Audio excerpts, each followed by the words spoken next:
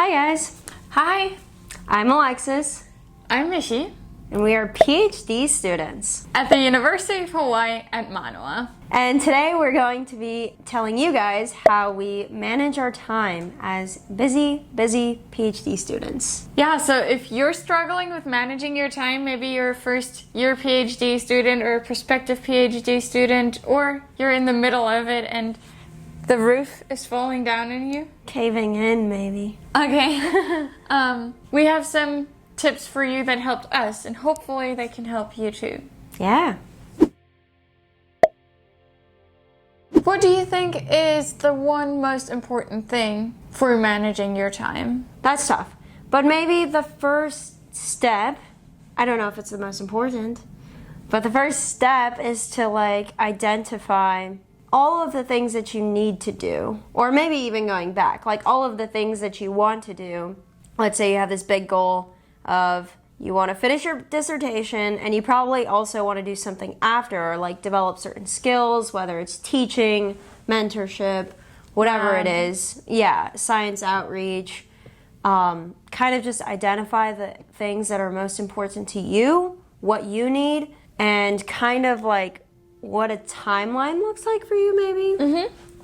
So for a PhD student, year to year, what should you be doing? Each semester, what should you be doing? And then breaking that down into monthly, weekly, and daily tasks or projects that you need to do. Yeah, But so kind of just backtracking. Yeah, starting with the big picture. I need to finish my dissertation, and maybe I want to do this after, so I want these kind of experiences. Yeah, and then just Yeah. breaking it down. Yeah, I like that.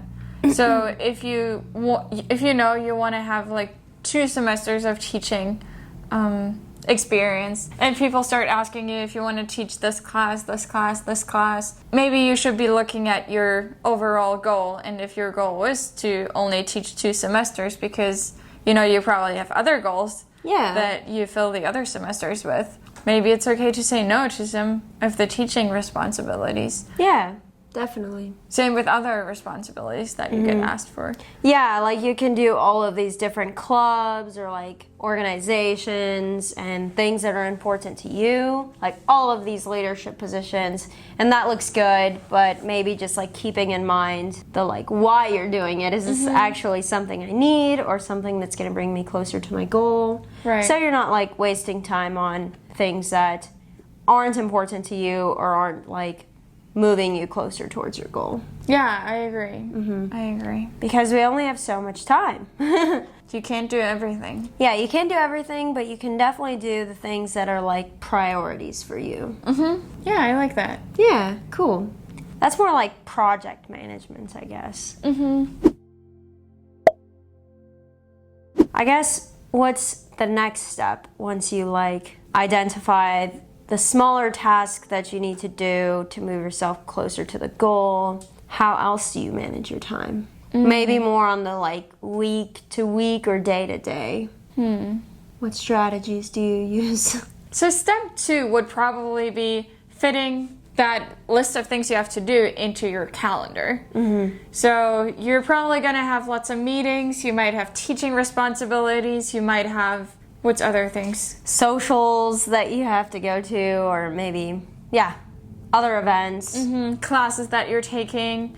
So you somehow have to make all of those things that you think you need to do in a week, in a month, in a semester, you have to fit that into your schedule.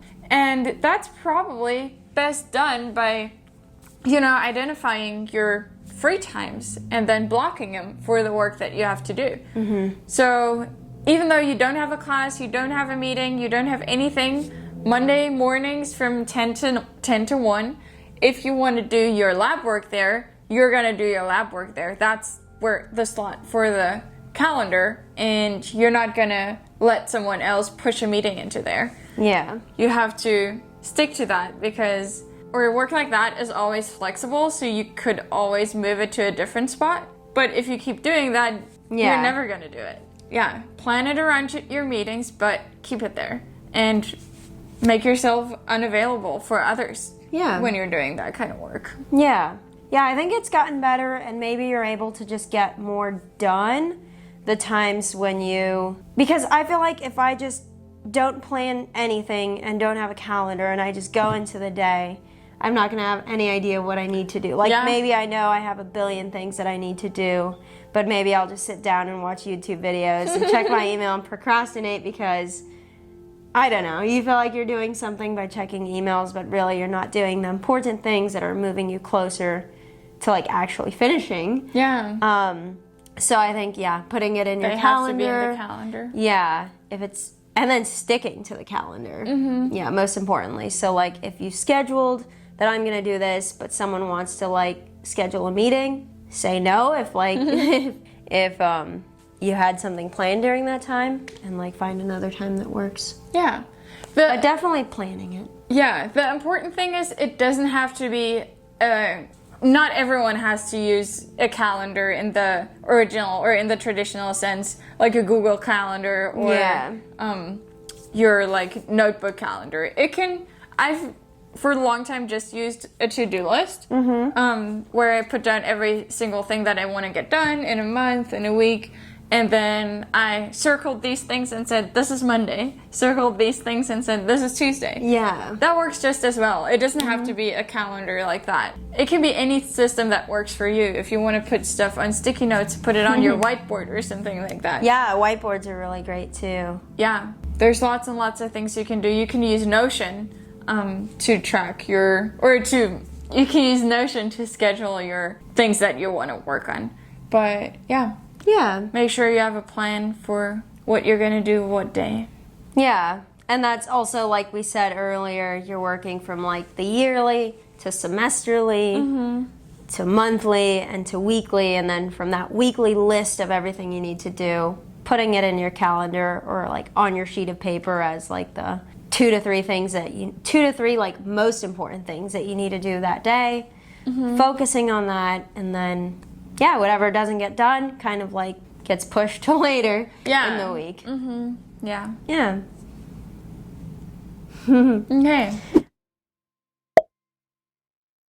I guess so you mentioned Notion. How do you use Notion? Yeah, I don't know if we use it similarly or in different ways, but maybe we can talk about how we use it. Okay. I mean, currently I actually only use it to plan my classes. So I actually have a video on how I use Notion to plan my classes. We can link it. So go check that out if you're a teacher. Yeah, we can link it right somewhere up here. Yeah, so I just have the weekly stuff that I want to do with my students broken down into different parts. Yeah. I also used it as a work tracker before. Do you want me to talk about that? Or do you want to go first? Maybe we can also talk about maybe work tracker first, because I also use the work tracker. Okay. And I think it's really good for, like, managing your time, but at least in the first stages when you want to see, like, how am I actually spending my time? Because it feels like I sit at the computer all day and I'm getting nothing done. Like, where is all of my time going? So it's really good to, like, I think they call it, like, an audit. Like, just kind of track where your hours are going and what you're doing for a few weeks, and then you can kind of see, I don't know, you can break it down into categories like lab work, meetings, paid versus unpaid work, classes, or teaching assistant, like prep. Right. And teaching. So this is kind of a different step, different from the scheduling, right? Yeah, this is different. This is to evaluate your scheduling, your time management, kind of. To maybe just to get a sense of, like, how you're doing compared to where you want to be. Yeah, and it's also very important because I know I had a time, and I think everyone during their PhD gets to this time where they just think they're burnt out, fully burnt out, cannot do anything more than that. They might, I don't know, spend evenings in the lab, nights in the lab, and think, okay, I'm working 10 hours a day. Maybe you just live on your computer like all day. Exactly. And you think that's not a good life. Something needs to change.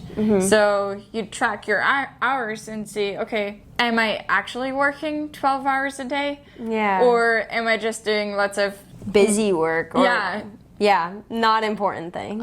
In the middle of the day, so that at the end of the day I have to do something. Or you're also only supposed to do 20 hours of work for something like a teaching assistantship, or 20 hours of work for a research assistantship. So those are definitely good. Or the work tracker is definitely good to see how you're working more than that. Yeah. Or if you feel like you're paid too little, or you're actually working the full 20 hours, or is maybe the pay that you get reasonable, or is it not at all? Either can be true. Yeah. Should we link a template to the work tracker? Yeah, we'll include a template in the description. So go check it out if you want to track your time. I think it's really like changed it, or the way I like view my work days, because I think I realized I've done it through different times. When I was like doing lab work, and then you can see like, okay, these days I felt really tired because I did lab work all day, and then maybe I squished in like all of these other random little things like emails that I needed to do, meetings, compared to the days where I could have worked on just writing or reading for like 5 hours, and then after those 5 hours I'm like done, but I'm not totally exhausted. Yeah, so I think you get a like good sense of how much work you get done in a day, roughly, where you're spending too much time, or like where you're spending too little time maybe. Especially if you have something that's like an important goal to you, and you look in your like work tracker and you're not even spending like an hour on it per week, or maybe you're only spending an hour on it per week. Right, because you can look at it in different views. You can see, okay, how much % did I spend on this? How much % did I spend on this type of task? So I thought that was pretty good. And I think for me, it also showed me that if I spent the same amount of hours of work on campus versus at home, I'm a lot more exhausted if I went to campus. Yeah. And usually a lot more time has passed for just doing 5 hours of work versus being at home doing 5 hours of work is basically just 5 hours. Yeah. And then I still feel fresh. I just had only a 5 hour work day. That's not a lot at all. But if I spend 5 hours, or if I do 5 hours of work on campus, it's probably like an 8 or 9 hour work day. Yeah, I see what you're saying. Yeah. Yeah, that's a really good tool, I think. And then you can adjust accordingly. Yeah, definitely. And you don't have to use it the whole time. Like, I think I started using it again because I wanted to see where I was spending my time, and like if I was not putting enough hours in on some of the things that I'm working on. Like, let's say I feel like this project is moving slow, so I want a really good idea of like how many hours I'm actually putting into it. And that also makes you feel better, because if you see that you're putting like 4 or 5 hours a day into this thing but still feel stuck, at least you know that you're putting the hours in, so it's not because you're not trying. Right. Maybe it's just something that takes a lot of time to figure out. Yeah, I agree. Nice. Cool. Along with scheduling and tracking, there's one other thing that I think is really, really important that you should always do to manage your time well and to actually get your things done by that time and to stick to deadlines. Work always takes longer than you expect it to take, so it doesn't matter whether it's writing, lab work, experiments, any kind of work always takes longer. Especially as a PhD student. I feel like everything is so much slower than you think. And you just come across hurdles that you didn't expect, lots and lots of things. So what you should do for, you know how we said that you have your projects, your semesterly projects, then you break it down into how much you want to work on it per month, how much you want to work on it per week, per day. One project should be, I don't know, you say how long it's going to be. Yeah. And then you have to add a buffer at the very end that comes after the deadline you set yourself. So let's say you have to write your prospectus. You say it's going to take 4 weeks. You have to have a 1 week buffer at the very end after you're done. You cannot use it to still write your stuff, but you have to use it for anything that didn't work out while you were writing. Yeah. So you write your intro section, you write your analysis, you write your results, you write your discussion, I don't know, whatever you want to write. If you ever get stuck at one of the points, maybe you get stuck in the literature review and you just think, if I want to stick to my plan, I can't finish this right now. Yeah. Then you say, okay, this is something that goes to the buffer period. But you can't say, oh, I actually have 8 weeks to finish this. Yeah. It has to still be 7 weeks. and then whatever you didn't finish or whatever problem you ran into, because usually you can stick to your plan, but I don't know, something might come up. Yeah. I don't know, very random things can come up. Things can maybe not work out. Yeah, all of those things that interfere with your writing or with your planning make you add something to the end. And that's the only thing that it should be used for, the buffer period, not for just finishing up your project.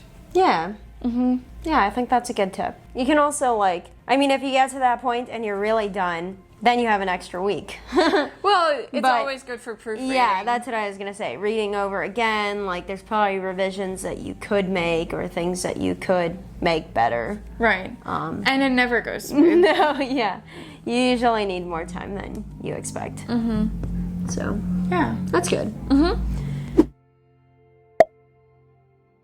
One last tip, maybe? Yeah, I was thinking, like, when you actually sit down, okay, you have your plan, you know what you're doing for the day. How do you actually Get working. get the things done? Yeah. So, like, in one day, you have your plan. I need to do this, this, and this. Best tips for, like, actually getting the things done? I guess one I can think of is, like, working when you like to work. So Yeah. if you know that you do your best work in the morning, start out with the hardest thing that you have to do in the morning. Or if you know that you're someone who, like, needs to, like, build up momentum throughout the day, maybe work on, like, smaller things, but limit it, like 20 minutes of emails, and then I can get into the hard stuff.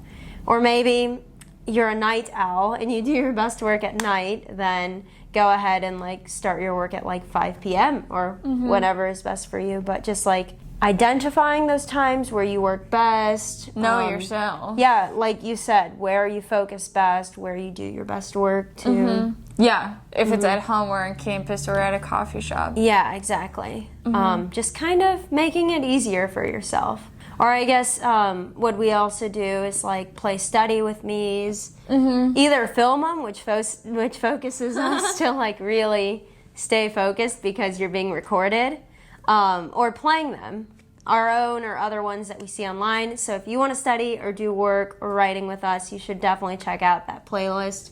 We have a few of them out already. Yeah. So And they have that's- study music too. Yeah, so that's something that, like, really helps me focus. Yeah. And it's timed. That's the best thing. You can play 1 2-hour video and I can take a break once it's done. Yeah. I was going to say the exact same thing. I think this is okay. a really good last point. Also, to not feel bad for doing it your way and not someone else's way. Yeah, yeah. I don't know, there's professors that tell you, get your work done during the 9 to 5, get your Yeah. work done, get your hardest work done in the morning. If you're a night owl, that's not how you work. So don't feel bad for just not doing that. Yeah. As long as you're getting your things done, there should be no problem with that. Right, exactly. And if you use the free time for actual free time for, I don't know, your hobbies, relaxing. Like resting and recharging, yeah. Exactly. You'll be a lot more Productive. Yeah. And motivated to do your stuff. Yeah. Yeah. If you like working at night, don't feel like, oh, I didn't do anything all day, and then you already feel demotivated Yeah, yeah. and go into your work session like that. Then you're Yeah. not going to get much done. If you just spend the day doing your hobbies and, I don't know, spending the day with your family, your partner, and then go into your work session for the night, that's fine to do. Exactly. Yeah, it's your, like, PhD, your dissertation, your, like, future that you're planning for. So, yeah, however is best for you. Right. Yeah. And to make it, like, the most enjoyable that you can while you're doing it. Right. Because if you just work, like, 60 hours a week every day, you're going to, like, get burnt out, and it's just not going to be fun, and you're not going to even finish it. So, Yeah, might as well, exactly. like, make it a good process. Cool. Yeah, I think those are good tips. Yeah, I think so too. Okay, so those are our tips for how to best manage your time as a super busy and productive PhD student, or soon to be. Let us know if you like these tips. Let us know if you have your own tips that you want to share. Yeah, if there's anything we forgot, please mention it down below. I'm sure it'll help us or someone else. And others. Yeah. Yeah. Thank you guys so much for watching. Thank you for still being here. Check out our other videos. Yeah, if you're interested in seeing what our daily lives or like weeks look like as PhD students. Yeah, we have any kind of video. Yeah, go check it out. And if you know another PhD student who might be struggling with time management, send this video to them too. Yeah. It would help us too. And I'm sure they'll appreciate it. Yeah. Thank you guys so much. All right, thank you guys. See you in the next one. See you soon.